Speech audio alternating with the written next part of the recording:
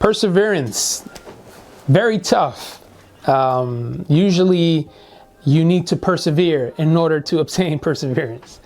It's one of those things that it's challenging for many of us. You know, we kind of start, can't finish, we get excited and enthused, and then it kind of withers away, and our faith becomes a little bit stale and we become discouraged. But perseverance is one of those things that is actually developed because of patience and the character that's being developed in us. When we go through things that produce patience in us, and usually if you can think of any struggle, any challenge that you've been through, that is the image that you should have that produces patience. Because to have patience, you need to endure. You need to have to face something that makes you wait. And a lot of things happen in the waiting room. If you ever notice, in any waiting room of any facility that you have to go and visit, whether it's a doctor, an accountant, or what have you, there are different types of chairs that are there.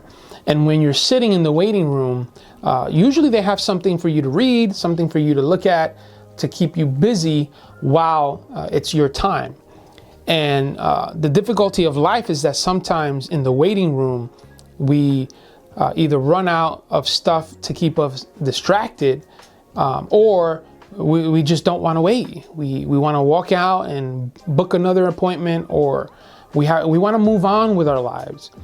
But the waiting room is so important to produce the patience that we need, which will then produce character, and then character produces hope, and hope will not disappoint. That's the picture of perseverance.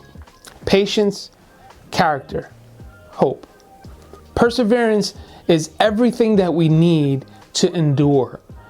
And there are times where I find myself in situations. Recently, I left the service after it was finished, and one of my tires was flat. And there's nothing fun about that.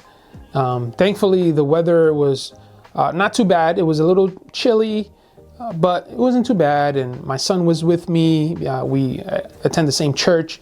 And as nice as he is, he said, "Dad, don't worry, I'll take care of it." And he was able to help with that process. So whatever we had planned after service, whatever things that we thought about doing, or places we wanted to go to for lunch, etc., everything had to wait. This was a priority. This was something that we had to deal with. And at the end of it, it gave my son and I time to hang out. He's married now, so he's out of the house. It gave us time to kind of connect and ask each other questions and challenge each other, talk about our faith, talk about marriage, talk about all the things that a father-son can talk about. And this was all because of a flat tire that he was able to help me with and allow that engagement. So that waiting period, so yeah, nobody wants to sign up to change a flat tire in order to spend quality time with a loved one. But those are the things that produce in us character that then gives us the hope, right? Because we were able to connect, and it's like, hey, we got to do this. Like, not wait for another flat tire, but we need to do this more often. And my son and I, we're very close.